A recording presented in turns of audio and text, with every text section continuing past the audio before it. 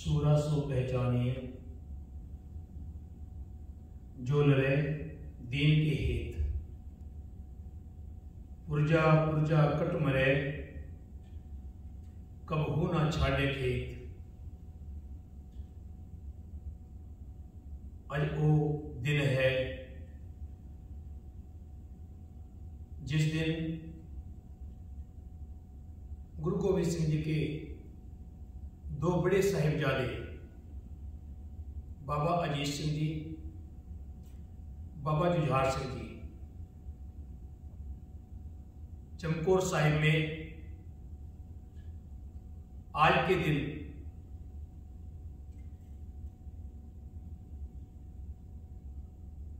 शहीद हुए थे। ये धर्म,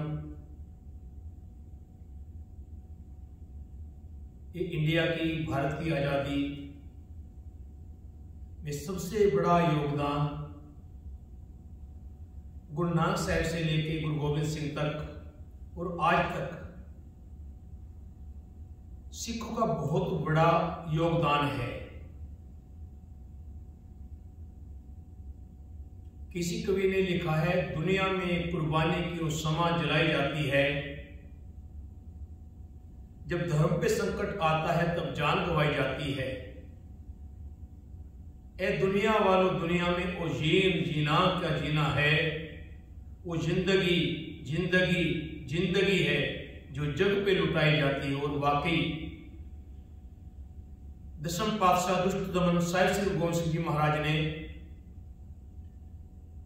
सारा सरबंस ऑल वर्ल्ड के लिए वार दिया, सच के लिए वार दिया।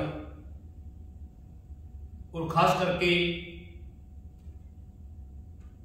उस हिंदू धर्म के लिए जो गुरु की शरण में आए वो पंडित लोग,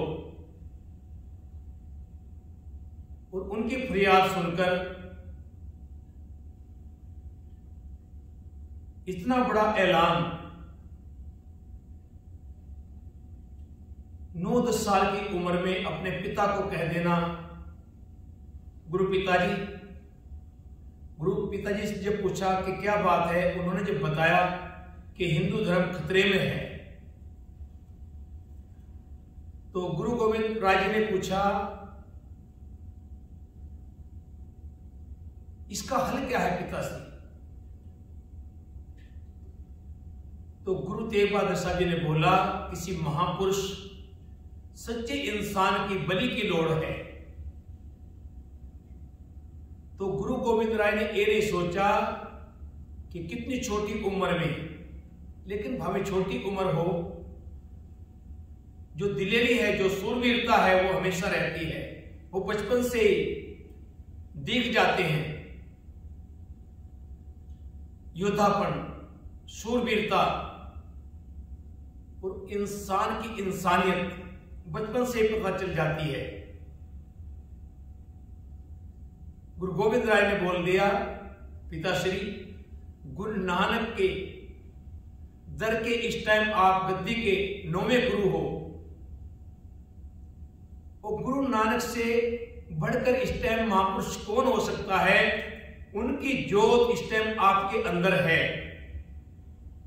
अगर बात बलिदान की है, बात धर्म बचाने की है, तो आप इनका धर्म बचाएं और अपना बलिदान दें। जब बाप के अंदर ऐसी बड़ी सूरवीरता है, तो उन साहिबजादों के अंदर चमकौर की गढ़ी में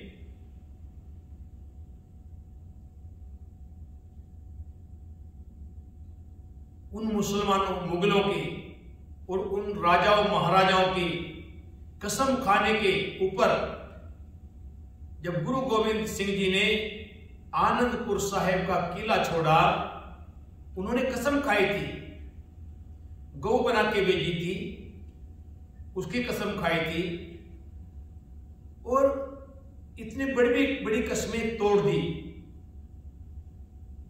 लेकिन उनको डर क्या था कि अगर गुरु गोबिंद सिंह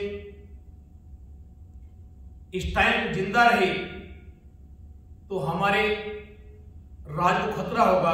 जो राजा महाराजा थे और मुगल थे उनके मन में यही था, लेकिन वो जानते नहीं कि ये तो दरवेश हैं, ये तो शहंशाह खुद हैं, इनको किसी भारत की शहंशाह की लोड़ नहीं, ये तो भगवान के खुद शहंशाह बनाए हुए हैं, ये तो दुष्ट दमन है, इनको तुम्हारे भारत की शहंशाह की क्या लोड़ है,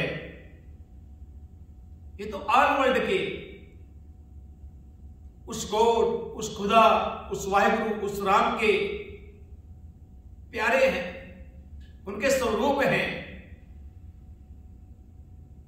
पर कहते हैं ये दृष्टि हरेक की नहीं होती।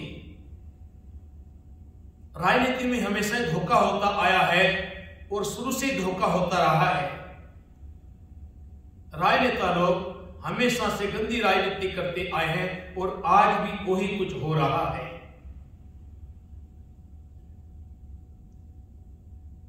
और ऐसी जगह उनको घेरा, इतना तूफान, इतनी बारिश, आंधी,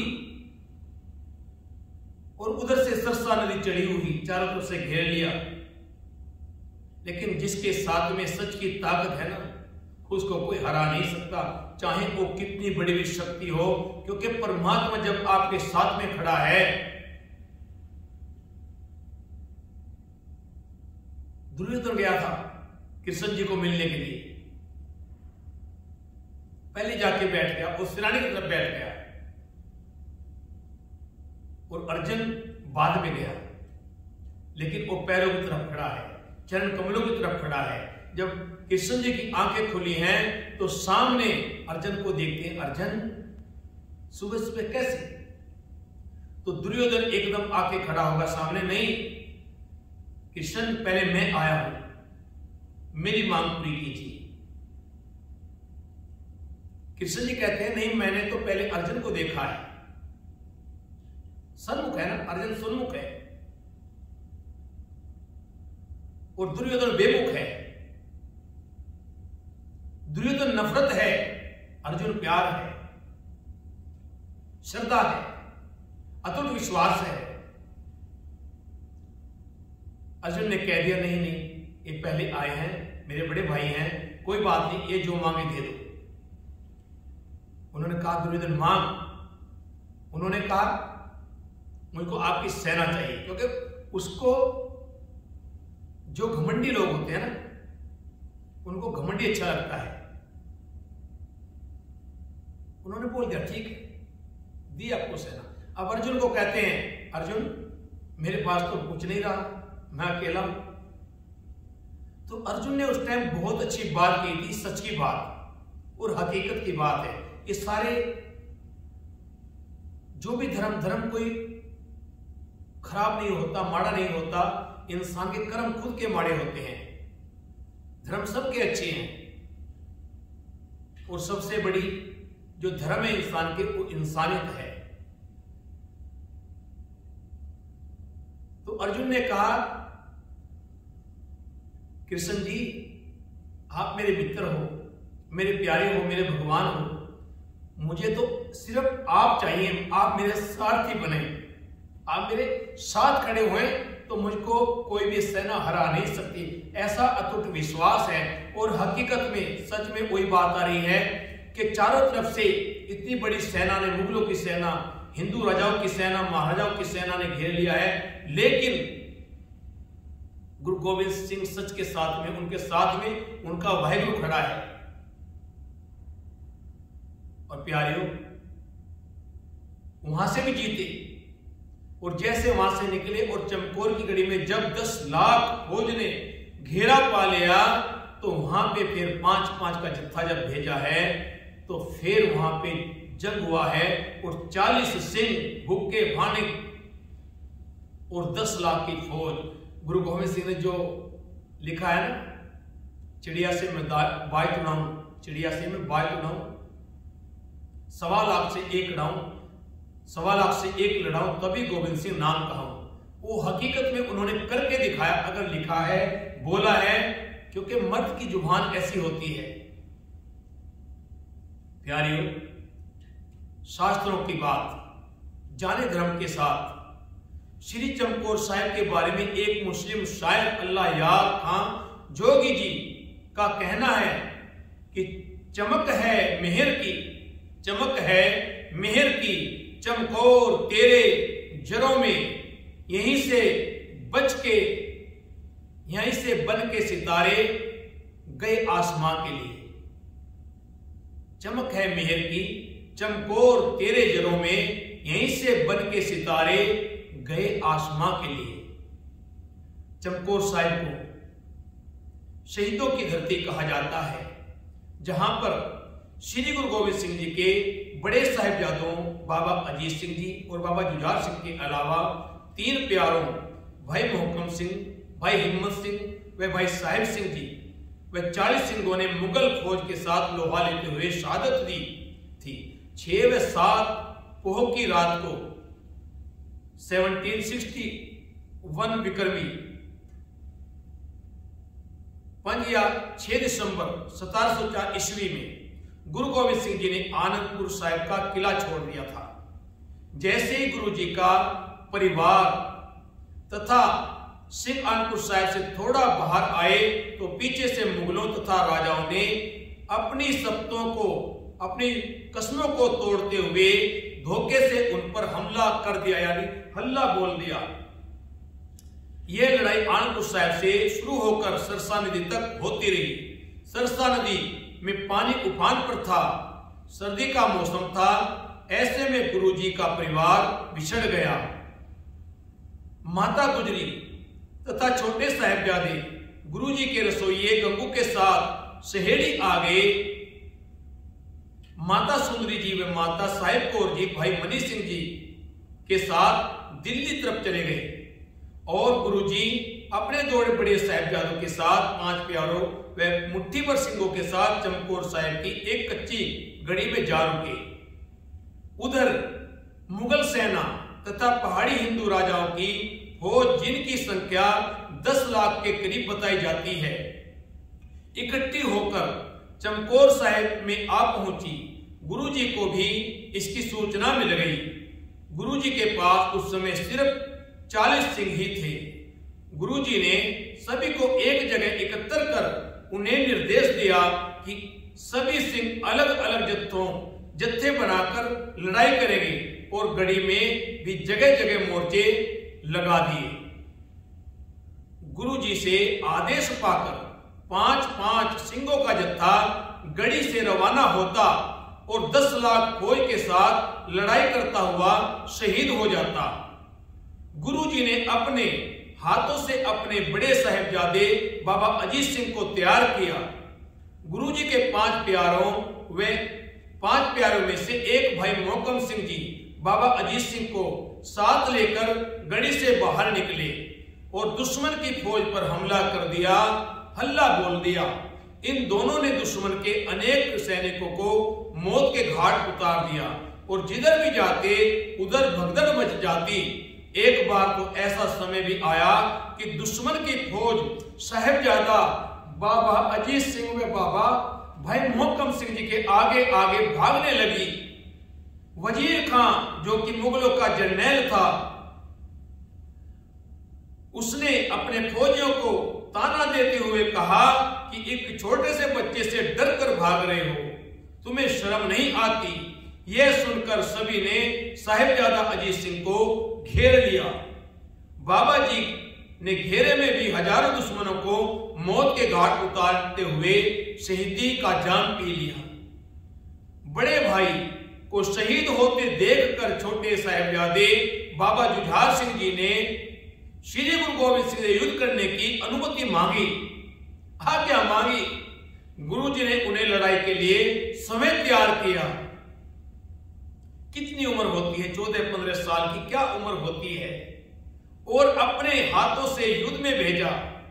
कैसा बाप, कैसा प्यारा बाप, कैसा शहंशाह गुरु, कैसा वो दुष्ट दमन है, कितना ताकतवर है, कितना बड़ा योद्धा है, जो अपने जिगरों को भी जंग में भेज रहा। इतनी बड़ी फौज के सामने एक कोई शहंशाह, उस अकाल पुरख का इंसान ही ऐसी बहुत बड़ी लड़ाई के बीच में अपने बेटे जवानों को ऐसे में भेज सकता है।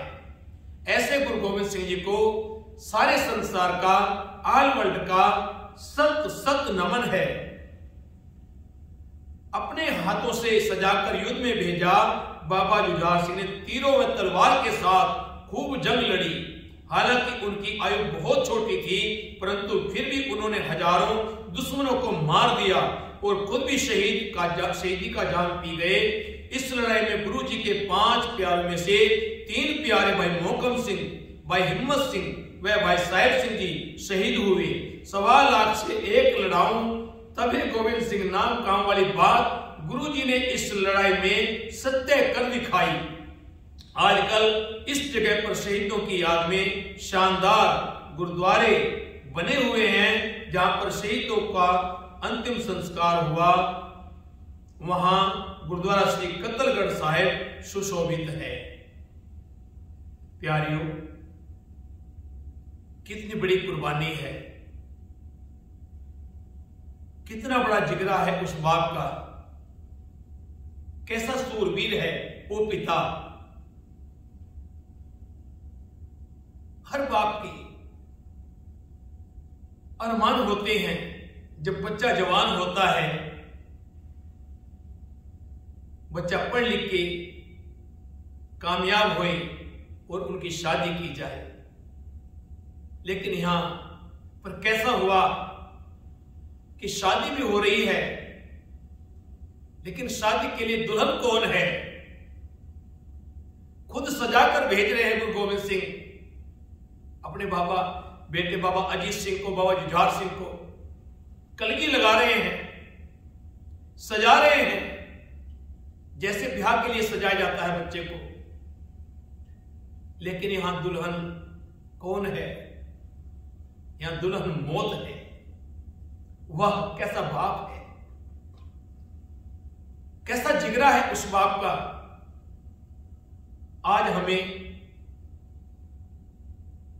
ये सोचना चाहिए कि कितना बड़ा जिगरा उस पिता का, और क्या गुरु ने जो हमको उपदेश दिए क्या हम उन पर चल रहे हैं? हमने आज गुरु के उपदेशों को छोड़कर गुरुद्वारों में भी राजनीति शुरू कर दी है। जिन जात पात से गुरु गोविंद सिंह पातशाह ने हमको निकाला, हम आज उसी जात पात के बीच में घूम रहे हैं। हमारा भी वही जो हिंदुओं का हाल था, जैसे नामदेव जी मंदिर में आ गए और उनको धक्के मार के निकाल दिया, आज गुरुद्वारों में भी ऐसा कुछ हो रहा। कुछ अच्छा ही है जो आज कुछ लोग अच्छे उपदेशों पे चल रहे हैं, गुरु के देशों पे चल रहे हैं, सेवा कर रहे हैं, लेकिन हमको ये भी देखना पड़ेगा कि हम गुरुद्वारों में क्या कर रहे हैं। हमने भी वही चाल चल दी है जो पंडित चलते थे, हम भी उसी राह पे चल पड़े हैं। क्या ऐसे हमारे सिक्के को दाग नहीं लगता? क्या गुरु ये देख के हमको खुश होते हैं? गुरु ने अगर लड़ाई की है तो बुराई के साथ लड़ाई की है, बुराई के खिलाफ खड़े, अन्याय के खिलाफ खड़े हुए हैं। उन्होंने जो ऐलान किया मुगल के खिलाफ, वो इसलिए किया क्योंकि वो किसी के धर्म को खत्म करना चाहता था। और आज क्या है? आज भी वो उस टाइम औरंगजेब था, आज ऐसा ही भारत का राजा बना हुआ है। ऐसे राजाओं का नाम लेना भी पाप होता है जो अत्याचार पब्लिक के साथ हमेशा करते हैं और अपने आप को साफ निकाल लेते हैं झूठ बोलकर। क्या कहें ऐसे राजा को? लेकिन औरंगजेब के जहां पे उसका अंतिम संस्कार हुआ, कोई वहां पे दीवा जगाने वाला भी नहीं होता। इंसान को सोचना चाहिए, कुछ नहीं साथ में जाता, सब यहीं पर रह जाता है। और प्यारे, उन साहिबजादों की याद में हमारा सबका फर्ज है कि हम सिमरन करें, जितना भी हो सके सिमरन के साथ जुड़े। ये पूरा महीना शहीदों की याद में है। गुरु तेग बहादुर साहिब हिंदी चादर सरल सिटी पे टापी चादर जितने सदिए उथे हाजत उन्होंने लिखा है ते करके विखाया है। चित चरण कमल का आसरा चित चरण कमल सब जोड़िए मन लोचे बुरियाइया गुरु शब्दी ए मन होड़िए बाहें जिनादी पकड़िए सिर दीजे बहाना छोड़िए गुरु तेग बहादुर बोलिया धर पइए धर्म ना छोड़िए। अगर बांह उन्होंने पकड़ी ना, अगर वादा किया, ये होते हैं वादे, ये मर्द के वादे होते हैं। अगर एक बार स्टेज पे खड़े को उन्होंने बोल दिया कि ये हकीकत है, मैं अपना बलिदान दूंगा, और आप लोग जाके कह दो औरंगजेब से, उन पंडितों को बोला, कृपाराम जी को बोला जो अगुवाई में थे, आप तो थे, जाओ बोल दो अगर आप हमारे गुरु तेग बहादुर साहब जी को मुसलमान बना लो तो हम ऑटोमेटिकली मुसलमान बन जाएंगे।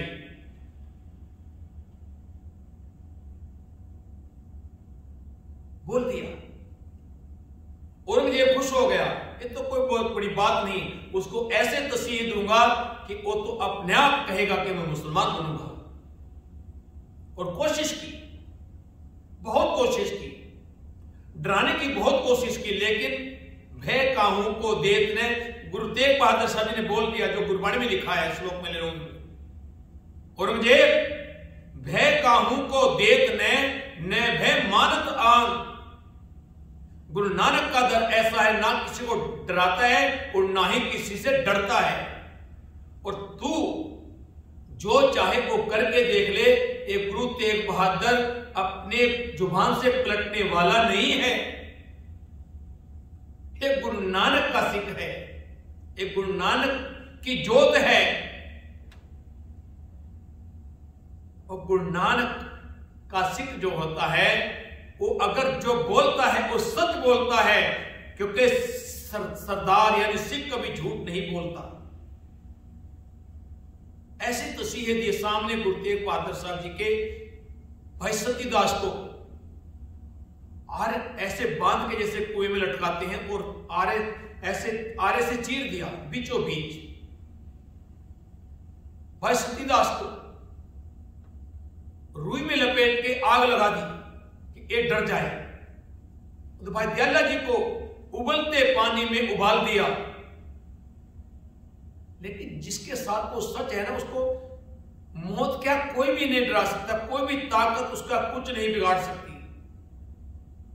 और इस पूरा महीना, दिसंबर का महीना शहीदों की याद में है, और हम सब जितना भी सिमरन करें उनकी याद में, उनको नमस्कार करें, उनका धन्यवाद करें कि आज उनकी वजह से ही आज हम मौजूद आजाद हैं। आजादी आज उनके करके हमको मिली है। जो राष्ट्रपिता का खिताब है वो सिर्फ से सिर्फ गुरु तेग बहादुर साहब जी का बनता है। लेकिन सरकारें अंधी होती हैं, उनको इतिहास की तरफ नहीं देखती, सबको पता है। लेकिन खिताब एक गुरु तेग बहादुर साहब जी को देना चाहिए, क्योंकि वो तो मालिक उनको लोड़नी है। लेकिन लोगों को पता चलना चाहिए कि वाकई राष्ट्रपिता है कौन, राष्ट्रपिता कैसे बनता है। दुनिया में कुर्बानी की यूं समाज जलाई जाती है, जब धर्म पे संकट आता है तब जान गंवाई जाती है। गुरु तेग बहादुर साहब जी ने अपनी जान गंवा के अपने आप को चांदनी चौक में अपना शीश कटवा के एक आजादी दिलाई है। हिंदू आज अगर ना समझे तो मेरी समझ में ना समझ है। जिनको हर टाइम नमस्कार करनी चाहिए गुरु तेग बहादुर साहब जी को, वो आज आंखें मूंद कर बैठे हैं, वो बिल में छुपे बैठे हैं। वो अपने आप को कट्टर हिंदू कहते हैं, वो तो कुछ भी नहीं है। जो अपने आप को कट्टर कहते हैं उनको इतिहास का ही नहीं पता कि इतिहास ये बना किसकी वजह से है, ये धर्म बचा किसकी वजह से है। आज तो हिंदुस्तान हिंदुस्तान कर रहे हो तो ये हिंदुस्तान बचा कैसे है, ये मौजूद कैसे, ये आजाद कैसे हुआ तिलक जंजूर आखा प्रभता का, कीनो बड़ो कलू में साका, साधन हेत इति जन करी, शीश दिया पर सीना उतरी। ऐ हिंदो पढ़ो, ध्यान करो, ध्यान मारो, इसमें पता लगे कि क्या, कौन बचाने वाला है हिंदू धर्म को, हिंदुस्तान को हिंदुस्तान बनाने वाला कौन है। धर्म हेतु साका जिन किया, शीश दिया पर सिर ना दिया। अगर जुबान की ना, अगर वचन दिया है, वादा किया है तो उसको निभाया है। उस शक्ति ने, महान शक्ति ने, उस तेग ने, उस तेग के धनी ने। आज हम कहां ढूंढ रहे हैं? हमको सब कुछ पता होते हुए भी आज हम गुम हो गए हैं। लेकिन जो इंसान एहसान भूल जाए, वो इंसान अकृतघ्न बन जाता है। आज हिंदू कौम अकृतघ्न बन गई है। सोचो, समझो, नाटक चेटक किए कुकाजा, प्रभु लोगन के आवत लाजा। पर लाज ऐसे लोगों को नहीं आती। ये लोग तो नोटंकी बन गए हैं। सब कुछ जानते हुए भी अपने बिलों में छुपे बैठे हैं। बस अपनी ताकत का बख्यान करते हैं। क्या ताकत है? अब्दाली जब हिंदुओं की जवान लड़कियों को उठाकर ले जाता था तो उसको कौन बचाता था, कौन रोकता था? जब ये कहां थे? इनसे पूछो कोई इनसे। वो सिख ही थे जो अपनी जान गवा के उन बेटियों की इज्जत बचाते थे और वापस लेके आते थे और उसको लूटते थे। अब्दाली को जवाब देते थे, अन्याय के खिलाफ खड़े होते थे। लेकिन आज कुछ सिख भी इस तरफ रल मिल गए हैं। उनके अंदर भी वही पार्टी करके और राजनीति करके, कुर्सियों करके और गुरु को कुछ नहीं समझते। वो आज भी राज पंजाब में कर रहे हैं। वो इन लोगों के साथ मिले हुए हैं। ये जो कांड हो रहे हैं, ये जो हुआ है अभी दरबार साहिब में, ये सब राजनीति है। नाम यूपी का। अब यूपी में वोट होने वाली है, वोटिंग होने वाली है, चुनाव होने वाले हैं। इस सब इनकी राजनीति। हम इन सिखों को उन लोगों के खिलाफ भड़का दें, वो लोग फिर आरएसएस की तरफ आ जाएं। क्योंकि सिखों के कारण ही आज उनको नीचा देखना पड़ा। लेकिन हमने समझना है, हमने इनके भ्रम में नहीं पड़ना है, भ्रम में फंसना नहीं है। हमने गुरु की मर्यादा को भंग नहीं करना है। हमने गुरु की मर्यादा को हमेशा सलामत रखना है। जब भी हमारा धर्म एक ऐसा धर्म है, अलग धर्म है। सिख कोई धर्म नहीं। सिख तो एक स्टूडेंट्स है, एक बालक है, एक बच्चा है जो हमेशा सीखता है। ये तो हमारे कुछ लोगों ने इसको धर्म बना दिया है। और धर्म असली सिख का है, वो है वाहिगुरु, वो है इंसानियत। लेकिन हम उस बात को समझें, उस बात को अपने अंदर प्रकट करें। अपने अंदर से ये शक्तियां अपने अंदर हैं। उस गुरु मालिक ने ये शक्तियां, ये परमात्मा ने शक्तियां हमारे अंदर डाल दी हैं। लेकिन हम खोजें कि वो कैसी शक्ति है, हमें क्या करना चाहिए। जैसे हम लंगर बांट रहे हैं, बहुत अच्छा काम कर रहे हैं। ऑक्सीजन बांटी है, उनका लंगर चलाया है और बहुत काम किए हैं, अच्छे अच्छे काम किए, सबकी हेल्प कर रहे हैं, बहुत अच्छा। लेकिन हमारे खुद भी हमको अपने आप को सुधारना पड़ेगा कि हमारी गलती है जिस करके हम आज कुछ हमारे ऊपर भी दाग लग रहे हैं। ये हमको सोचना पड़ेगा। ये सिख धर्म को, सिख मर्यादा को सबको बैठ के सोचना पड़ेगा। ये सिख की जो है ये बहुत शक्तिशाली है। ये सिक्की ऐसी नहीं बन गई, बहुत बलिदान हुए हैं, बहुत खून बहा है सिखों का, और आज भी कारगिल पे बॉर्डर पे सिखों का खून बहता है सबसे ज्यादा। जज्बात है, वो शक्ति है अंदर, पता है